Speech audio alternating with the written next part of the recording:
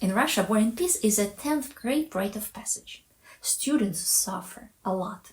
And they often wonder, why do we have to slog through Tolstoy when Harry Potter exists? So, how did Tolstoy become a literary genius? Why didn't his dense, mind-numbing prose stop him from captivating millions? Teachers rarely explain this, but I'm here to fill in the gaps. War and Peace is my favorite novel, even though some passages make my inner editor weep. I forgive Tolstoy his monstrous sentences because he belongs to that rare breed of authors who literally change the world with their words. That kind of magic fascinates me. To understand the phenomenon of War and Peace, we need to dive into its context. A monument without a story is just a rock. What makes it meaningful is the narrative behind it.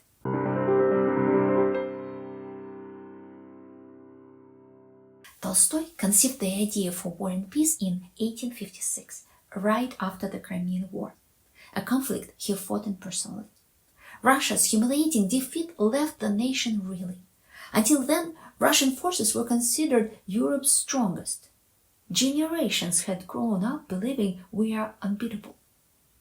The victory over Napoleon in 1812 was Russia's moral anchor, preserving its national dignity. For Tolstoy's contemporaries, the War of 1812 was as legendary as World War II is for us today. It was the perfect topic at the perfect time, but plenty of stories about the Napoleonic Wars already existed in books and magazines. What made Tolstoy's novel special was his audacity to challenge the beliefs of the educated elite. He questioned two fundamental ideas. First, that war is essential for personal success, and second, that the nobility is inherently superior to everyone else.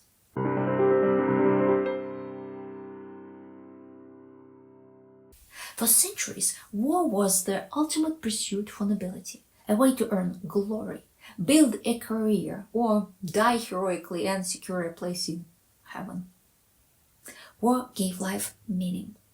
But the mid-19th century introduced terrifying new technology, sniper rifles, expanding bullets, and long-range artillery. War was no longer about bravery or honor. It became a grim lottery. The noblest and bravest officer could be killed by a stray bullet while lighting a cigarette in the night. The Crimean War, fought from 1853 to 1856, brought so many meaningless deaths that it shook society to its core. Humans need meaning, and in this new reality, wars had started to lose its appeal. At the time, people who hadn't fought in wars had no understanding of what it was really like. Their knowledge came from magazine illustrations, soldiers' songs, and sanitized stories from veterans. But Tolstoy provided an unfiltered, brutally honest account of war, the confusion, horror, and human toll. For the first time, readers had the raw material to form their own conclusions about the nature of war.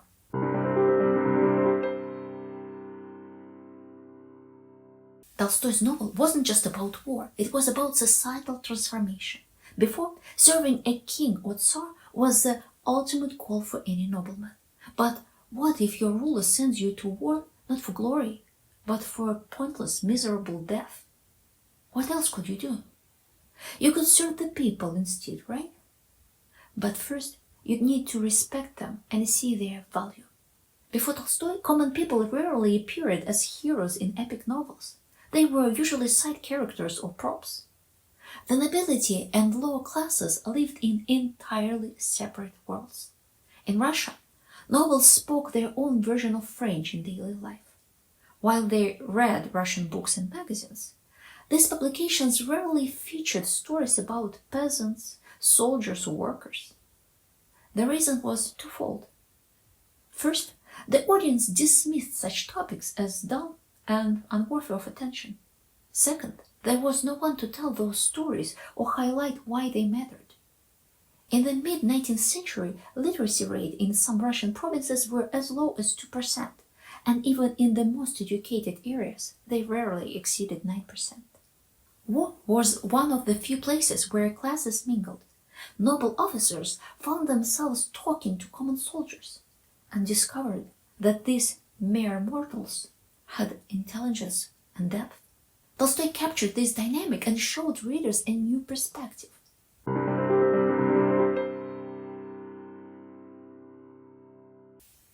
War and Peace was published in 1865, just 4 years after serfdom was abolished in Russia.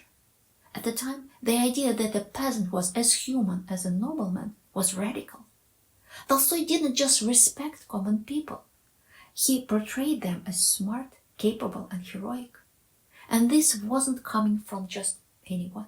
It came from Count Leo Tolstoy, a member of the Russian aristocracy. Similar changes were happening globally.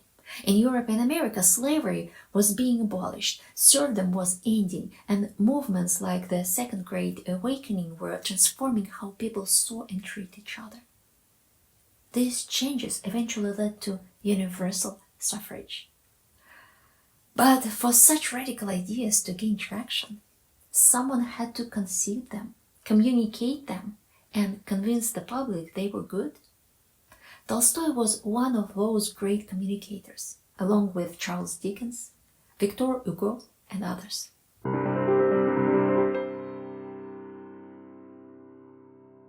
Tolstoy asked uncomfortable questions that challenged the status quo. What if war isn't glorious but evil? What if Napoleon, the idol of ambitious men, is just a mass murderer? What if soldiers' lives are just as valuable as those of aristocrats?